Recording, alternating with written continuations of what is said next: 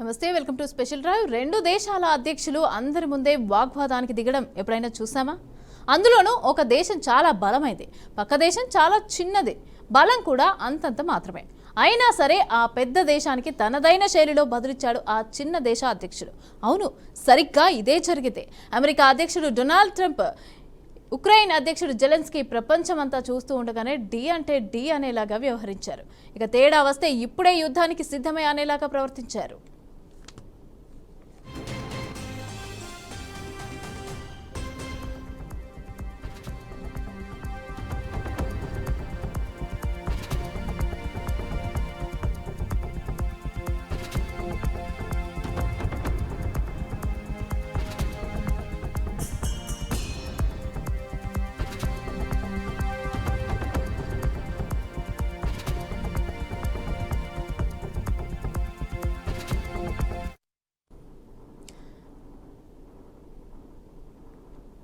America అధ్యక్షుడు Donald Trump Ukraine అధ్యక్షుడు Zelensky మధ్య మీడియా ఎదుటే మాటల యుద్ధం చోటు చేసుకుంది. తమతో ఒప్పందం కుదుర్చుకుంటే సరే, లేదంటే మీ దారి మీరు చూసుకోండి అని ట్రంప్ తెగేసి చెప్పారు. రష్యా చేస్తున్న యుద్ధానికి తెరదించడానికి శాంతి ఒప్పందం కుదర్చడం, దానికి బదులుగా ఉక్రెయిన్లోని అరుదైన ఖనిజాల తవ్వకానికి అనుమతించాలని అమెరికా చేసిన ప్రతిపాదనపై చర్చించడానికి జెలెన్స్కీ శ్వేత సౌధానికి వచ్చారు. భవిష్యత్తులో తమపై రష్యా ఏదైనా దురాక్రమణకు పాల్పడితే రక్షణ కల్పించాలని జెలెన్స్కీ ఒత్తిడి చేశారు. ఇదే ట్రంప్ ఉపాధ్యక్షుడు జేడీ వాన్స్లకు ఇది ఆగ్రహం తెప్పించింది. ఇక ఉక్రెయిన్ అతిపెద్ద సమస్యల వలయంలో చిక్కుకుందని, దీని నుంచి గట్టెక్కడం అసాధ్యమని ట్రంప్ తేల్చి చెప్పారు. దీనికి జెలెన్స్కీ కూడా అంతే స్థాయిలో బదులిచ్చారు. తమ దేశంలో తాము ఉంటున్నామని, దృఢ సంకల్పంతో ఉన్నామని చెప్పుకొచ్చారు. ఎవరికి తలవంచే ప్రసక్తే లేదని, అయినా మీ మద్దతు ఉన్నందుకు కృతజ్ఞతలు అని చెప్పారు. ఇక ఈ క్రమంలోనే ఇరువురు నేతల మధ్య వాగ్వాదం చోటు చేసుకుంది. ఉక్రెయిన్ రష్యా మధ్య శాంతి ఒప్పందం కుదుర్చుకునేందుకు ప్రయత్నిస్తున్న తరుణంలో జెలెన్స్కీ వ్యవహార శైలి సరికాదని, చాలా విషయాలను ఇది క్లిష్టతరం చేస్తుందని ట్రంప్ ఆగ్రహం వ్యక్తం చేశారు. In the future, God bless. You don't know that. God bless. You don't God know bless. That. You will not have a war. Don't tell us what we're going to feel. We're trying to solve a problem. Don't tell us what we're going to feel. I'm not telling you. Because I'm you're in no answering on this position to question. dictate that. That's Remember exactly this. what I'm not You're in dictating. no position to dictate what we're going to feel. We're going to feel very you will good. Feel influence. We're going to feel very I'm good and telling very you, strong. You will feel influence. You're right now not in a very good position. You've allowed From yourself to be in a very the bad very position, and he of the happens war. to be right about From it. the very beginning of the war. You're not Mr. in a good position. I You don't was have in the cards right now. With us, you start I'm having not cards. playing cards. But right now, you I'm don't. very Yeah, you're playing serious, cards. Mr. President. You're I'm playing very cards. serious. You're gambling I'm the with the president lives in of war. millions of people. You think you're gambling with World War III. What do you You're think gambling about? with What do you World think War about? III. And what you're doing is very disrespectful to the country, this country. It's with back all to you. respect to your Far country. more than a lot of people said I'm very they respect. should have. Have you said thank you once? A lot of times. No, in this Even entire today. meeting, have you said thank Even you? today. You went to Pennsylvania and campaigned for the opposition in October. Offer some words of appreciation for the United States what of are you America speaking about? and the president who's trying to save your country. Please, you think that if you will speak very loudly about the war, you He's can... not speaking loudly. He's not Yeah. speaking loudly. Your country's Can I- in big can- trouble. can I Wait a answer? minute. No. Can You've I done a lot answer? of talking. Your country is in big trouble. I know. You're not winning. I know. You're not winning this. I, You have a damn good chance of we are coming out staying, okay because of Mr. us. President, we are staying in our country, staying strong from the very beginning of the war. We've been alone, and we are thankful. I said thanks You haven't in been this alone. cabinet, You and haven't not been only alone. in this cabinet. We gave you, through I this said thank stupid you. president, $350 billion. You voted we gave for you your military president. equipment, You and you voted men for are your brave, president. but they had to use our military. What about if, West if you didn't You have our invited military me- equipment, you invited if me you to didn't speak. have our military equipment, this war would have been over in 2 weeks. In 3 okay? days, I heard it from Putin. In 3 days, this is something Maybe new. less. In 2 weeks, of course, yes. It's going to be a very hard thing to do business like this, I tell you. You will feel it.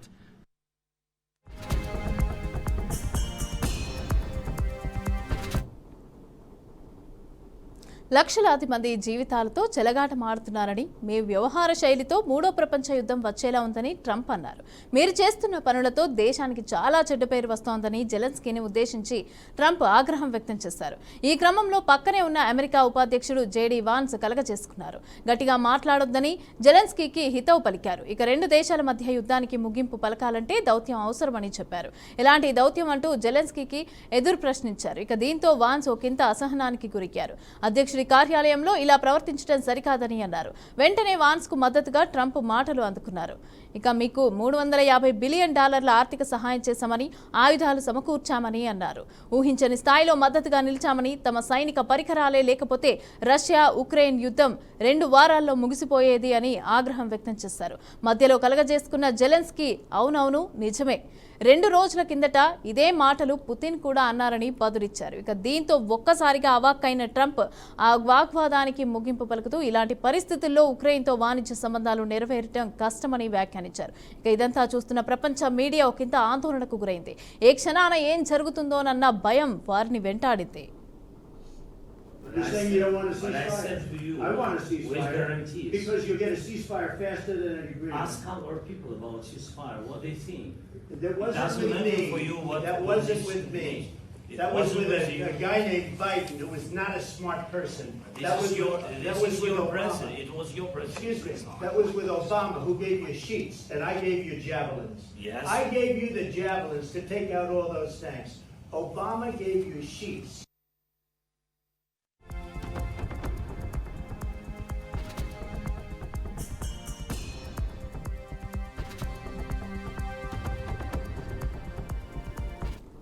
యుద్ధంలో ఎంతో మంది ప్రజలు చనిపోతున్నారని, ఇక మీ సైనిక బలగం కూడా తగ్గిపోయిందని జెలెన్స్కీకి Trump గుర్తు చేశారు. అయినా సరే శాంతి ఒప్పందం వద్దు అని, యుద్ధమే చేస్తామని అనడం సరికాదని అన్నారు. తక్షణమే శాంతి ఒప్పందానికి పచ్చజెండా ఊపాల్సిన అవసరం ఉందన్నారు.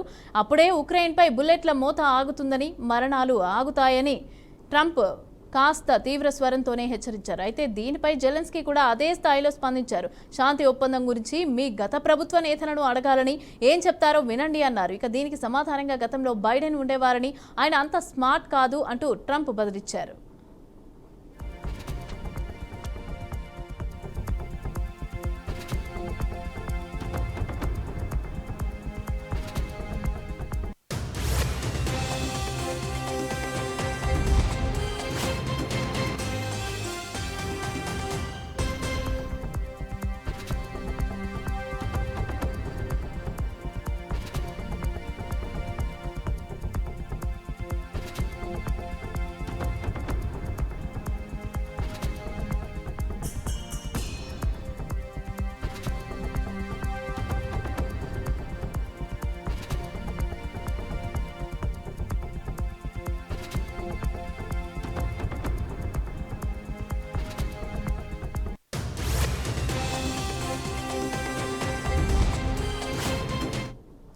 ఇరు దేశాధినేతల మధ్య మాటల యుద్ధం అనంతరం వచ్చిన పని ముగించకుండానే వెళ్లిపోయారు. జెలెన్స్కీ అమెరికాతో ఖనిజాల ఒప్పందంపై సంతకం చేయకుండానే అక్కడి నుంచి వెనుతిరిగారు. ఒకవేళ శాంతి ఒప్పందం కుదరకపోతే అమెరికా ఉక్రెయిన్ మధ్య ఖనిజాల ఒప్పందం కూడా ముందుకు కదిలే అవకాశాలు కనిపించడం లేదన్నారు. ఇక భేటీ అనంతరం ట్రంప్ తన సామాజిక మాధ్యమం ట్రూత్ సోషల్లో ఓ పోస్ట్ పెట్టారు. ఇక రష్యాతో శాంతి ఒప్పందానికి ఉక్రెయిన్ అధ్యక్షుడు జెలెన్స్కీ సుముఖంగా లేరని అర్థమైందంటూ రాసుకొచ్చారు.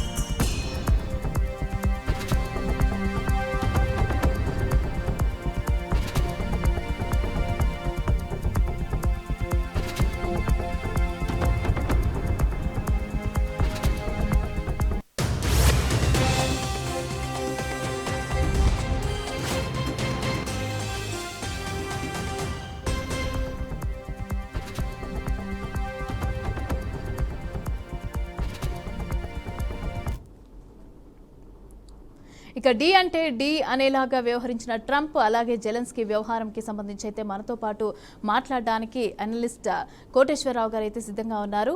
వారితో మాట్లాడి మనం ఇంకా విషయాలు అయితే తెలుసుకుందాం. సార్ నమస్తే. నమస్తే సార్, ఇప్పుడు జెలెన్స్కీ అండ్ ట్రంప్ ఇద్దరు కూడా కూర్చొని ప్రపంచ మీడియా ముందు మాట్లాడేటప్పుడు కూడా అంటే ఒక రకంగా అంటే ఒప్పుకోము, ఖనిజ సంపదకు అయితే మేము ఒప్పుకోము అనేసి అని చెప్పి అయితే జెలెన్స్కీ మాట్లాడడం జరిగింది. అదే విషయంలో దీనికి సంబంధించి అసలు పూర్తి కాకుండానే వెళ్ళిపోయారు. ఏ విధంగా చూడాలి, నెక్స్ట్ ఏ విధంగా ఉండబోతోంది అంటారు?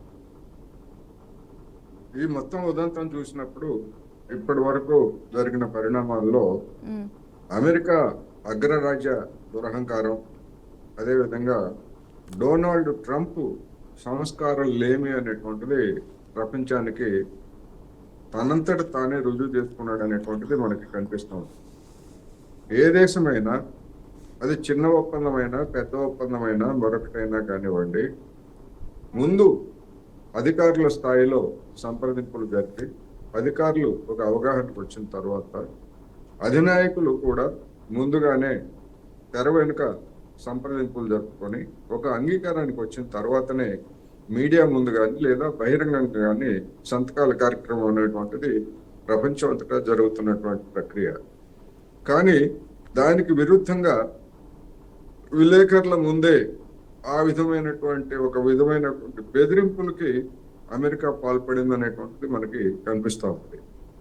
అలాంటి అవగాహన ముందుగానే కుదరకుండా లేదా చర్చించకుండా బలవంతంగా మీడియా ముందు జెలెన్స్కీ చేత అంగీకారం ఒప్పందం చేయించడానికి ట్రంప్ యంత్రాంగం ప్రయత్నించడం అనేది ఈ విధంగా గర్హనీయం.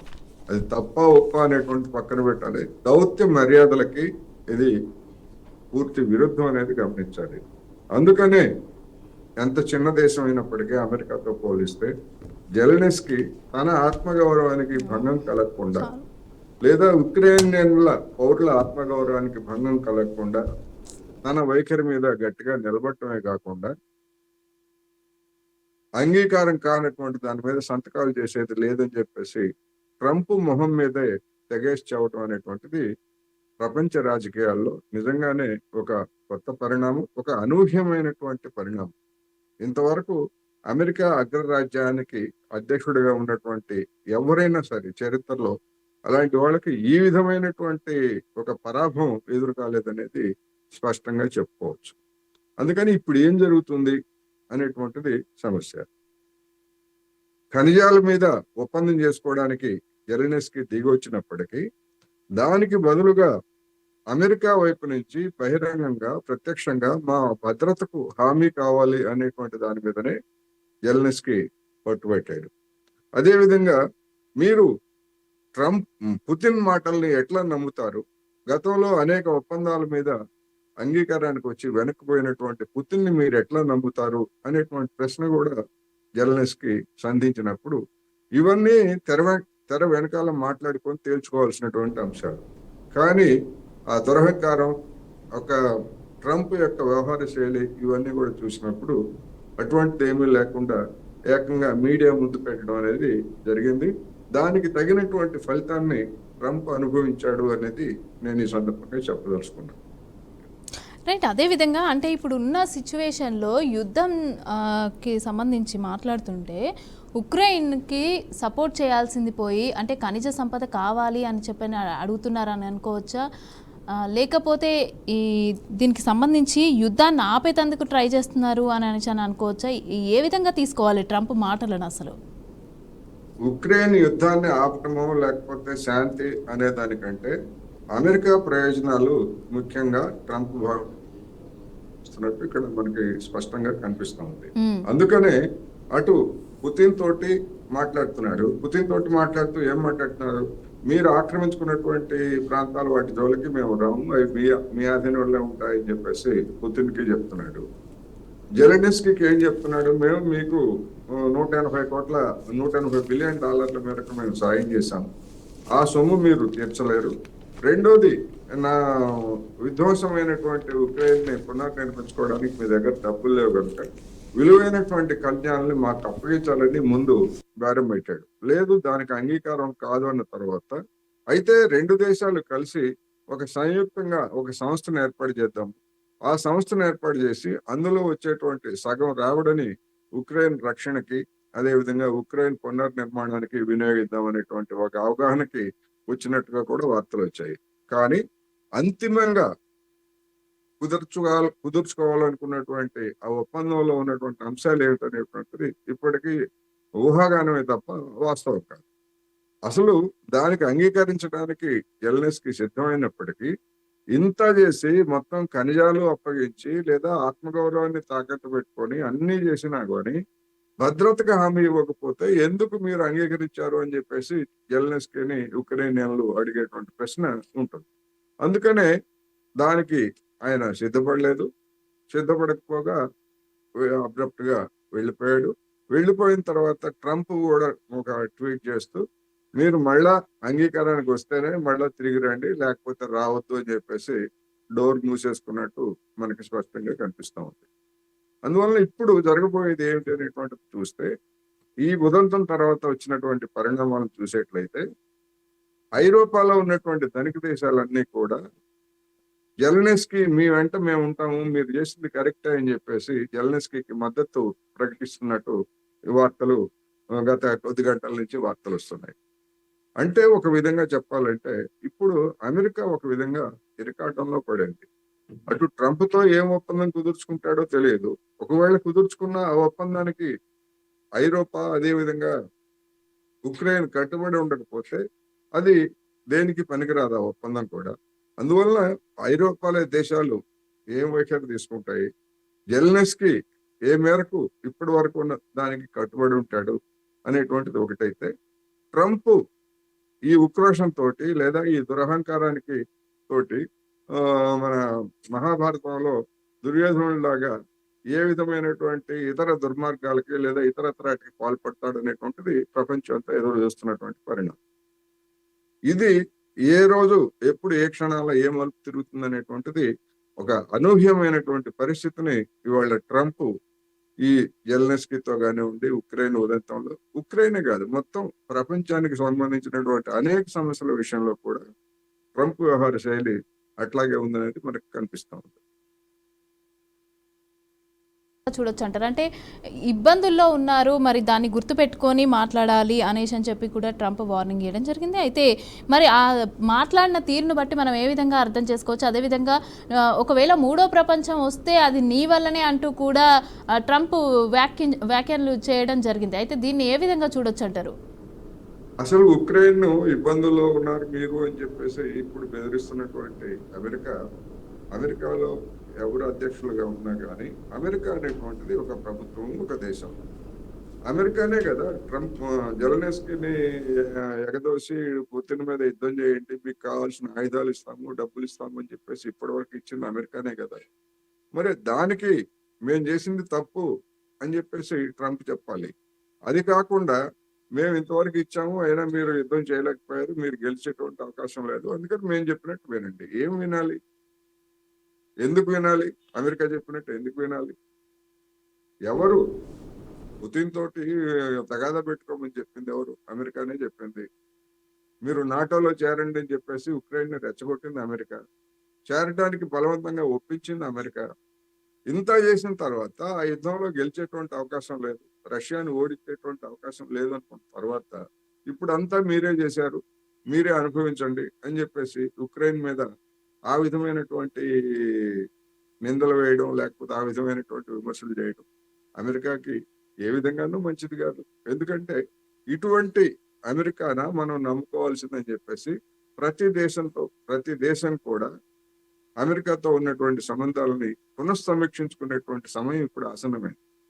అమెరికాని నమ్ముకుంటే ఉక్రెయిన్ కు పట్టినటువంటి గతే పడుతుంది అనేటువంటి పరిస్థితి. వ్యాఖ్యలు కూడా చేశాడు కదా సార్, అంటే ముందు నుంచి ఒంటరిగానే పోరాడుతున్నాము, సో ఇప్పుడు కూడా మేము ఒంటరిగానే వెళ్తాము అనేసి అని చెప్పి జెలెన్స్కీ కూడా మాట్లాడడం జరిగింది. మరి ఇది ఏ విధంగా అనుకోవాలంటే నమ్మకమా లేకపోతే ఇంకా ఏ విధంగా అనుకోవచ్చు అంటారు అసలు జెలెన్స్కీకి సంబంధించి? జెలెన్స్కీ చెప్పింది ఒంటరిగానే పోరాడుతున్నాము అనేటువంటిది ఒక పాక్షికమైనటువంటి అంశం మాత్రమే. అక్కడ మిలిటరీ రీత్యా ఉక్రెయిన్ సైనికులు మాత్రమే పోరాడుతున్నారు అనేటువంటిది వాస్తవమే కానీ వాళ్ళకి ఇచ్చినటువంటి ఆయుధాలు గత 3 సంవత్సరాలుగా వాళ్ళకి ఇచ్చినటువంటి ఆయుధాలు కానీ లేదా స్వల్ప శ్రేణి మధ్య శ్రేణి క్షిపణులు కానీ లేదా రష్యా ఆయుధాలను కూల్చివేసేందుకు ఇచ్చినటువంటి వ్యవస్థలన్నీ కానీ అమెరికా, అదేవిధంగా జర్మనీ, ఫ్రాన్సు, ఈ బ్రిటను, ఈ విధంగా నాటో దేశాలు ఇచ్చినటువంటి ఆయుధాలతోనే ఇంతకాలం 3 సంవత్సరాల పాటు ఉక్రెయిన్ సేనలు నిలబడ్డాయి. అందువల్ల ఇప్పుడు అమెరికా గనక తన సహాయాన్ని గనక నిలిపివేస్తే ఒక నడుం విరిగిపోయినట్టుగా పరిగణించాల్సి వస్తుంది. మరి దాన్ని కాంపెన్సేట్ చేస్తూ ఐరోపాలో ఉన్నటువంటి నాటో దేశాలు ఏ మేరకు ఉక్రెయిన్కి సాయం అందిస్తాయనేటువంటిది ఇప్పుడు పెద్ద ప్రశ్న.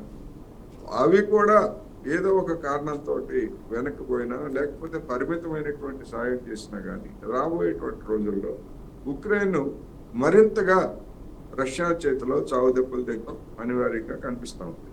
అందుకని ఒక విధంగా చెప్పాలంటే జెలెన్స్కీ స్వయంకృతం కూడా దీనిలో ఉన్నది.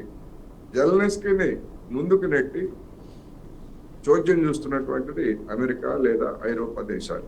అందువల్ల ఇప్పుడు మొత్తంగా ఆ ఐరోపాలో, తూర్పు ఐరోపాలో కావచ్చు లేదా మొత్తం ఐరోపాలో కావచ్చు, అమెరికా లేకపోతే నాటో కూటమి దేశాల యొక్క ఎత్తుగడల గురించి జనం మొత్తం కూడా పునరాలోచించుకొని వాటికి తామెందుకు బలి కావాలి అనేటువంటి ఆలోచనకి వచ్చేట్లయితే పరిణామాలు ఏ విధంగా ఉంటాయనేటువంటిది మనం రాబోయే రోజుల్లో చూడాల్సి ఉంటుంది. రైట్, థ్యాంక్ యూ సార్ లైవ్లో జాయిన్ అయినందుకు.